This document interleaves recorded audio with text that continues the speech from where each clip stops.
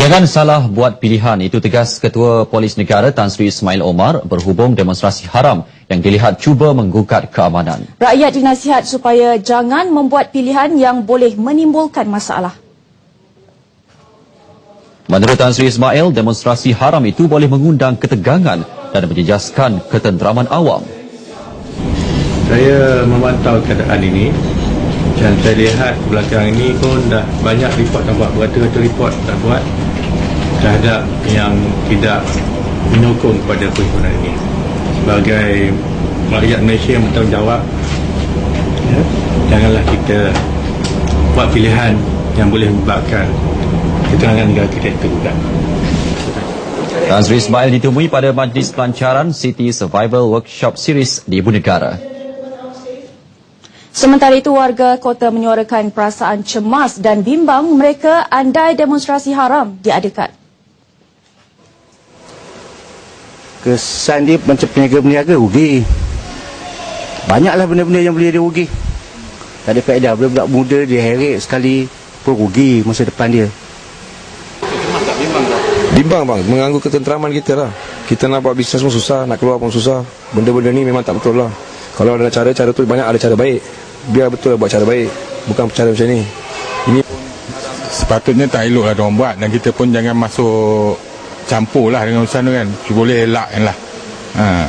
Dan minta penganjur pun kalau boleh batalkan lah perhimpunan tu. Sebab tak membawa kebaikan pada semua pun. Bimbang lah sebab tinggal sini kan nanti kes apa-apa terjadi ke. Itu saja. Sebab saya pun tengok surat khabar baru tahu itu. Keduanya saya rasa benda ni tak baguslah untuk imej Malaysia sendiri, sebab kita dah tahu dah Malaysia ni di antara negara-negara yang aman. So memang tumpuan pelancong tertumpu dekat sini. Tapi kalau macam buat macam ni mungkin memburukkan nama Malaysia dekat dunia lah. Okay.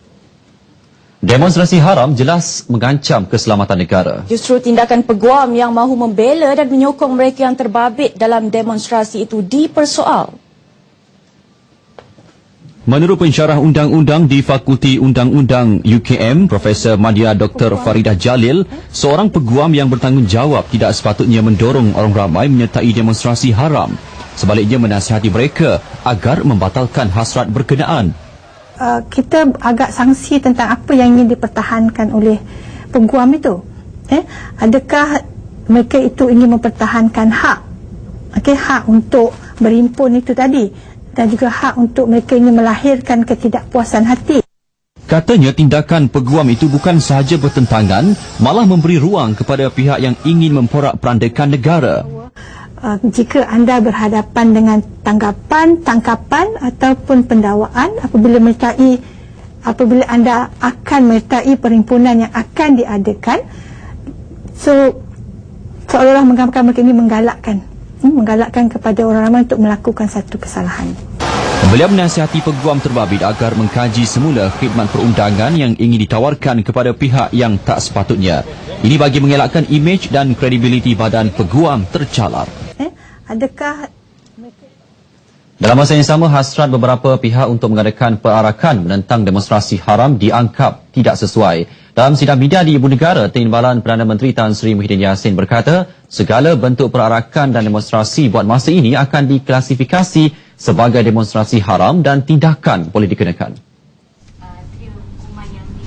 Kini terpulang kepada kebijaksanaan tampuk pimpinan pemuda UMNO dan BN untuk menimbangkan semula tindakan itu. Demonstrasi haram bukan sahaja mengundang kesulitan kepada rakyat, tetapi juga mencemar imej negara di mata dunia.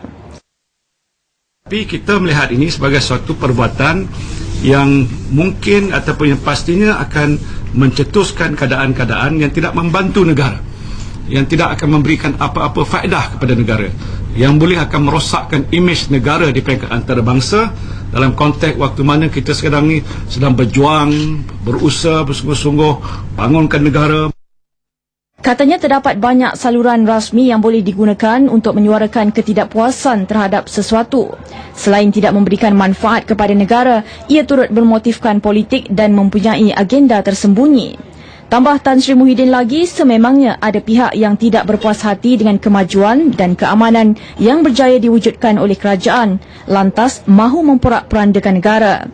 Tujuannya satu, hanya untuk menjatuhkan kerajaan dengan memperlihatkan imej negara yang buruk serta tidak aman.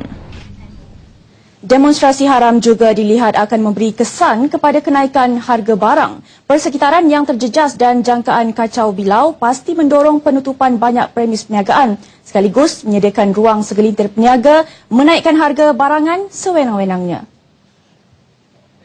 Menteri Perdagangan Dalam Negeri, Koperasi dan Kepenggunaan Datuk Seri Ismail Sabri Yaakob berkata, beliau yakin ramai peniaga akan mengambil kesempatan meraih keuntungan berkali ganda jika demonstrasi haram diadakan. Justru beliau yang juga ahli Majlis Tertinggi UMNO menggesa rakyat tidak terbabit dalam aktiviti yang akhirnya hanya merugikan rakyat. Saya percaya kalau berlaku perhimpunan besar-besaran di Kuala Lumpur, banyak kedai yang akan ditutup. Jadi kesan dia adalah kepada peniaga-peniaga itu sendiri. Dan mungkin pengguna yang berhampiran pun akan menghadapi masalah kekurangan produk makanan. Beliau ditemui pada majlis perasmian penutup Expo Beli Barangan Malaysia dan Peluang Perniagaan Franchise Zon Timur 2011 di Kuantan, Pahang.